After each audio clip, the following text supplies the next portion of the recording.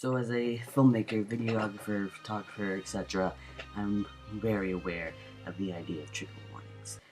Films we have to have, there's a rating system that's government operated or government regulated, and which we have to say, if there's nudity in a video, in a movie, etc., etc., etc. So that's like trigger warnings for the film world and whatnot. However, when it comes to YouTube and Tumblr and you know Facebook and other social media websites, it's really up for debate whether or not trigger warnings are needed at all. Tumblr, I really don't think that trigger warnings are even helpful. Just like Joey said, the trigger warnings are usually in the description or down in the tags, and you don't see that until after you already see the post, and it's already triggered you by that point, if it's going to trigger you for the most part. So, harm's already done. There's no point in the trigger warnings and whatnot. Thing about YouTube, um, it's cool. Trigger warnings are needed, especially because what someone can say verbally sometimes can really hurt a little bit more, and that's just how I've experienced it. Um, I think YouTube is just the better format for it.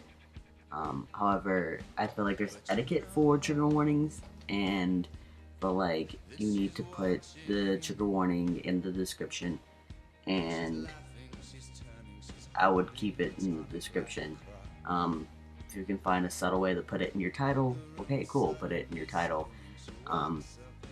However, I've seen a lot of people, and this is not just in the trans community, this is all across the board, who want to do big, flashy trigger warnings like this, and it's all over the place and all over the screen, and it's very distracting and it's annoying, and I mean, it's really just not needed. For my videos in general, if I'm gonna put a trigger warning, I'm gonna put it right here somewhere, like a lower third, like I do with my titles, and it's just very subtle, and it'll come in and it'll go out.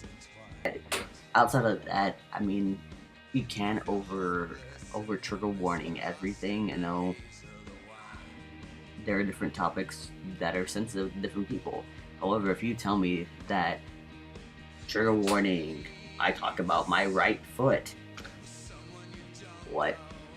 Like, really? Like, I've seen trigger warnings for some of the craziest things, and at first when I was looking through YouTube and Tumblr and such, I was like, really, like, when I was, do I need to put a trigger warning for that when if I talk about that? Do I need to put a trigger warning for, the random things? I mean, to me, it's some people just go over the board with it, trying to please everyone, and to a certain extent, you can't please everyone. It's just way too insane, and that's not me trying to be insensitive. It's just for everyone's sanity.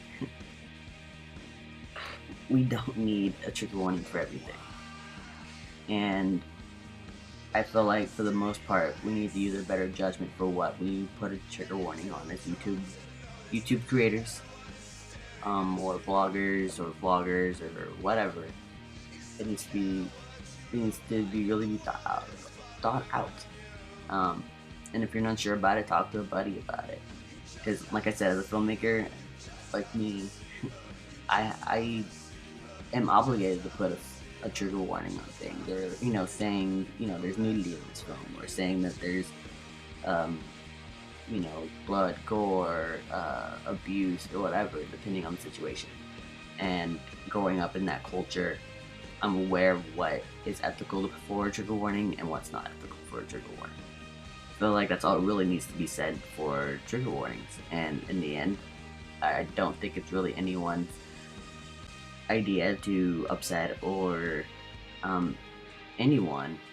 I know for a fact that's not what I'm here to do. I'm not here to upset anyone. So the thing is, if I ever upset you by not talking about something and not putting a trigger warning, then let me know. And and like we'll make adjustments. However, I can't put a trigger warning for everything. I don't think everyone can, and it's kind of crazy. Um, Anyways, I will talk to y'all later, and I hope everyone has a great weekend.